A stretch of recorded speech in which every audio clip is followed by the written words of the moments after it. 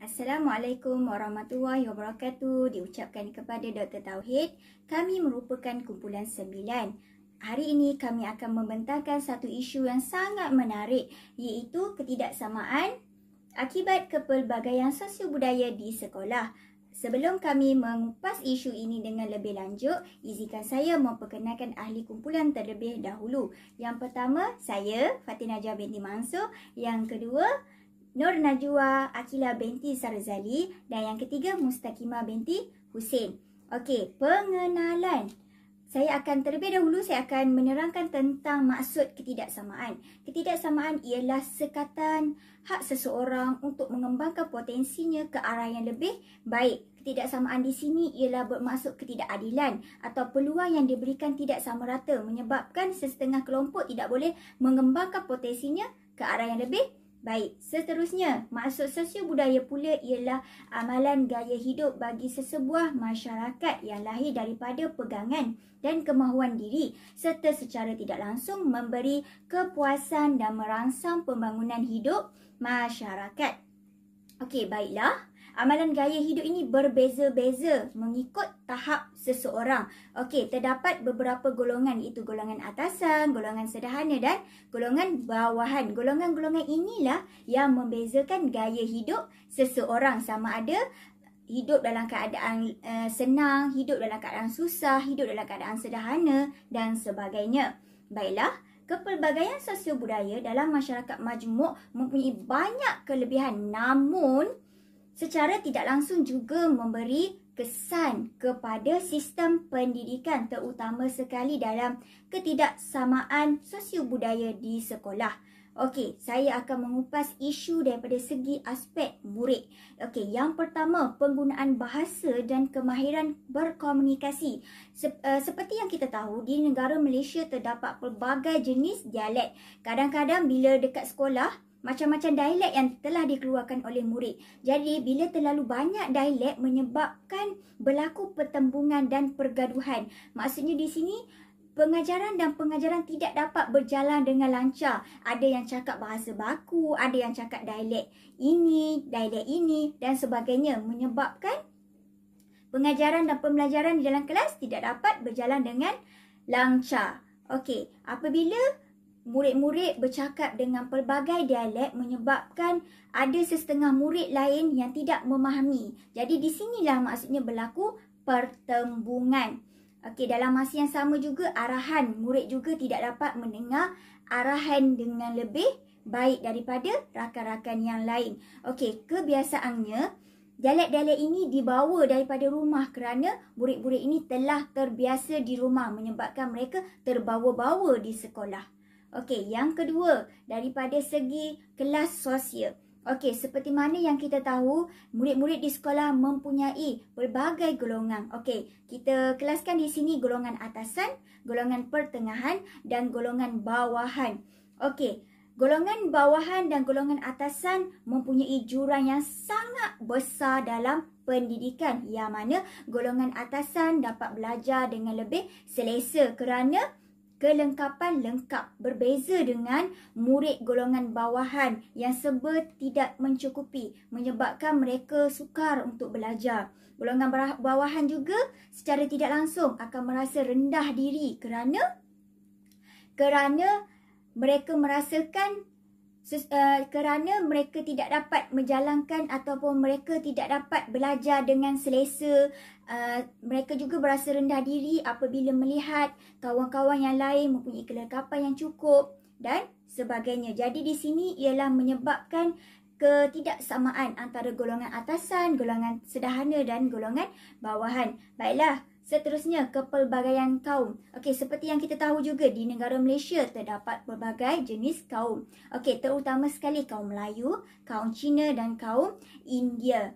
Okey, ketiga-tiga kaum ini menyebabkan mereka sukar untuk berinteraksi. Mereka lebih suka bergaul sesama sendiri. Seperti murid Melayu berkawan dengan murid Melayu, murid Cina berkawan dengan murid Cina, murid India berkawan dengan murid India. Okey, dalam masa yang sama, dalam masa yang sama, budaya dan penggunaan bahasa juga, iaitu bahasa perantaraan berbeza-beza menyebabkan mereka sukar kerana mereka lebih selesa dengan bahasa perantaraan sendiri di rumah. Okey, baiklah. Seterusnya saya akan menyerahkan pembentangan ini kepada rakan saya. Terima kasih kepada rakan pembentang Fatin Najiha. Okey, seterusnya kita pergi kepada aspek guru. Okey, baiklah. Kepelbagaian sosio budaya telah memberi impak dalam isu ketidaksamaan dalam sesebuah organisasi, antaranya ialah di sekolah. Okey, isu ketidaksamaan ini ada puncanya daripada guru itu sendiri. Okey, ia berpunca daripada kegagalan guru itu, di mana mereka ni mempunyai sikap perkauman dan juga membeza-bezakan kelas sosial. Okey, kita lihat yang pertama iaitu sikap perkauman. Okey, seperti yang kita ketahui, sikap perkauman ini banyak memberi kesan yang tidak baik. Okey, mutakhir ini, perkara-perkara ini dapat kita lihat di sekolah-sekolah di mana guru itu sendiri mempunyai sikap perkauman.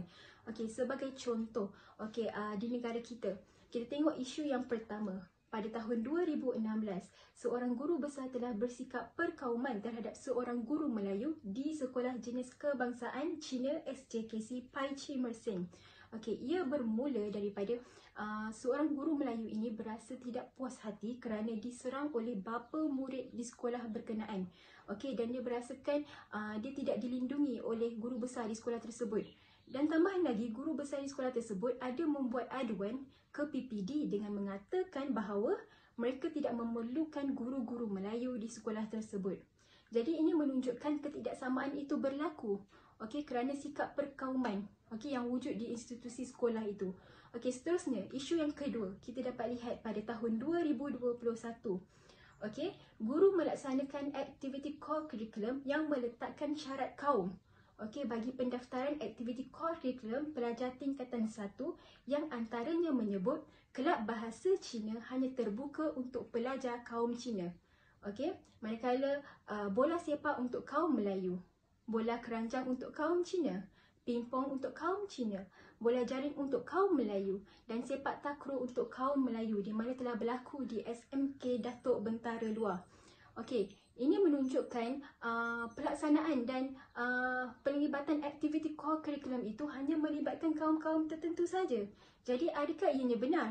Okey, seharusnya sekolah itu menjadi wadah, okey, untuk mewujudkan kebersamaan bukannya perkauman. Okey, kita lihat contoh yang ketiga. Di mana isu yang ketiga, pada tahun 2013, guru bernama Poh Kim Tai yang bersekolah di SMK Gelang Patah, okey, yang mengajar di SMK Gelang Patah, Johor sudah terbiasa memanggil murid-murid Melayu dengan kata-kata yang sangat menghina, di samping sering mengamalkan perbuatan menonjol-nonjol kepada murid-murid Melayu dan India. Jadi ini menunjukkan, okey, sikap guru tersebut, okey, sikap guru tersebut yang tidak sopan dan juga mempunyai sikap perkauman yang menebal dengan mengeluarkan kata-kata kesat terhadap pelajar yang berlainan kaum. Jadi ini menunjukkan bahawa kepelbagaian sosio budaya dari segi kaum, okey, telah menyebabkan ketidaksamaan layanan guru maupun layanan guru terhadap murid-murid ataupun terhadap rakan sekerja, okey, dengan layanan yang berbeza. Okey, seterusnya kita lihat kepada nombor 2. Okey, nombor 2, sikap guru pilih kasih mengikut kelas sosial. Okey, apakah yang dimaksudkan dengan pilih kasih? Okey, maksudnya melebihkan pertimbangan kepada orang yang dikasihi ataupun bersikap tidak adil ataupun memihak kepada seseorang. Okey, ada juga guru yang bersikap pilih kasih berdasarkan kelas sosial murid di sekolah. Okey, sebagai contoh, isunya di mana telah dinyatakan di akhbar Berita Harian bertarikh 6 Jun 2010. Okey, di mana guru hanya suka anak ahli politik dan jutawan. Okey, di akhbar tersebut telah menyatakan pengadu membuat aduan guru di sekolah bersikap pilih kasih dengan memberi penumpuan kepada pelajar yang kaya sahaja. Dan guru tersebut juga berkata pelajar yang miskin tidak akan berjaya dan itu membuat pelajar tersebut berkecil hati dan kurang motivasi. Okey, jadi di sini guru tersebut mempunyai pendapat bahawa hanya pelajar kaya sahaja yang akan berjaya dalam pelajaran. Jadi dia membeza-bezakan dan dia mengetepikan murid yang miskin, okey, dengan memberi layanan yang lebih kepada murid yang kaya kerana mereka guru ini rasakan bahawa murid kaya sahaja yang akan berjaya dalam pelajaran. Okey. Jadi di sini menunjukkan kepelbagaian sosio budaya dari segi kelas sosial. Okey, telah mewujudkan ketidaksamaan layanan guru terhadap murid-murid yang lain. Okey. Jadi apa yang dapat saya simpulkan di sini ialah guru-guru seharusnya bijak menangani murid-murid ataupun rakan sekerja daripada pelbagai kaum ataupun kelas sosial. Okey, demi mewujudkan perpaduan dan juga keharmonian. Okey, seterusnya saya serahkan kepada rakan pembentang saya, Mustaqimah. Terima kasih. Assalamualaikum warahmatullahi taala wabarakatuh. Terima kasih kepada rakan pembentang Fatin Najihah dan juga Najwa. Saya Mustaqimah binti Husin akan meneruskan lagi perbincangan kita mengenai isu kepelbagaian sosio budaya terhadap sekolah. Ada 3 jenis faktor yang mempengaruhi ketidaksamaan, iaitu jenis sekolah, lokaliti sekolah dan juga kepimpinan sekolah. Sekarang kita lihat jenis sekolah. Terdapat pelbagai pilihan jenis sekolah yang ada dalam sistem pendidikan negara, termasuklah di peringkat sekolah rendah iaitu sekolah kebangsaan jenis Cina dan juga sekolah kebangsaan jenis Tamil. Bagi peringkat sekolah menengah pula adanya sekolah model khas dan juga sekolah menengah harian serta sekolah berasrama penuh. Bagi kategori sekolah premier pula adanya MRSM dan juga pendidikan khas. Kepelbagaian sosial budaya di sekolah telah mewujudkan sekolah yang terdiri daripada pelbagai bangsa seperti sekolah jenis kebangsaan Tamil dan juga sekolah jenis kebangsaan Cina. Bagi mengatasi jurang ketidaksamaan, KPM telah menubuhkan sebuah sekolah iaitu Sekolah Wawasan dan juga program integrasi untuk perpaduan sebagai satu aktiviti yang dibentuk bagi mengatasi isu ketaksamaan sosio budaya. Seterusnya kita lihat di peringkat kepimpinan sekolah. Kepimpinan sekolah seharusnya melaksanakan aktiviti yang melibatkan keharmonian kaum seperti gotong royong perdana, sambutan hari perayaan mengikut semua kaum serta melaksanakan sukaneka tradisional serta pertandingan masakan atau makanan tradisional bagi setiap kaum. Sekolah juga perlu menerapkan elemen nilai-nilai murni seperti baik hati, kerajinan, toleransi, menghormati, penyayang dan sebagainya. Pihak pentadbir sekolah juga perlu mewujudkan sistem dan suasana yang mengambil kira aspek perpaduan kaum, termasuklah dalam peraturan sekolah, keceriaan sekolah, paparan maklumat sekolah serta peranan dan hubungan warga sekolah. Seterusnya kita lihat jadual waktu pembelajaran, kemudahan dan kelengkapan sekolah, termasuklah bahan sumber pembelajaran seperti buku teks, perisian komputer perlu juga diagihkan secara saksama dan adil tanpa mengira latar belakang dan sosio budaya. Okey, seterusnya kita lihat lokaliti sekolah. Pembinaan sekolah juga mengambil kira tahap kelas sosial masyarakat seperti masyarakat bandar dan di luar bandar. Taburan demografi penduduk masyarakat Melayu, Cina, India, Sabah dan Sarawak berpunca daripada dasar pecah dan perintah oleh penjajah British yang telah mewujudkan ketidakseimbangan antara kaum. Terdapat pelbagai isu melibatkan lokaliti sekolah, termasuklah di kawasan luar bandar iaitu masalah dari segi infrastruktur, masalah dari segi akses internet, masalah guru berkualiti dan juga bilangan murid yang terhad ataupun bilangan murid yang kurang di pedalaman. Bagi mengatasi isu ketaksamaan antara sekolah bandar dan juga luar bandar, maka pihak kerajaan ataupun pihak KPM perlulah mengambil inisiatif menambah baik infrastruktur sekolah, menambah baik akses internet dan kemudahan sekolah serta sumber bahan pembelajaran serta menambah baik antaranya menghantar guru-guru cemerlang dan berkualiti di kawasan pedalaman serta menggalakkan murid untuk ke sekolah dengan mengadakan kempen mempromosikan kehadiran ke sekolah. Seterusnya, kesimpulannya kita lihat sebagai murid kita perlu melihat kepelbagaian sosial budaya adalah satu peluang untuk kita mengenali dan memahami kaum yang lain untuk membina perpaduan yang jitu. Bagi diri guru pula sebagai seorang pendidik perlu melihat peranannya untuk dalam melaksanakan pengajaran dan pembelajaran tanpa mengira latar belakang murid. Seterusnya kita lihat sekolah yang pelbagai jenis sebenarnya memberi peluang untuk masing-masing belajar serta mengurangkan ketaksamaan dalam pendidikan. Okey, itu sahaja daripada kami. Terima kasih.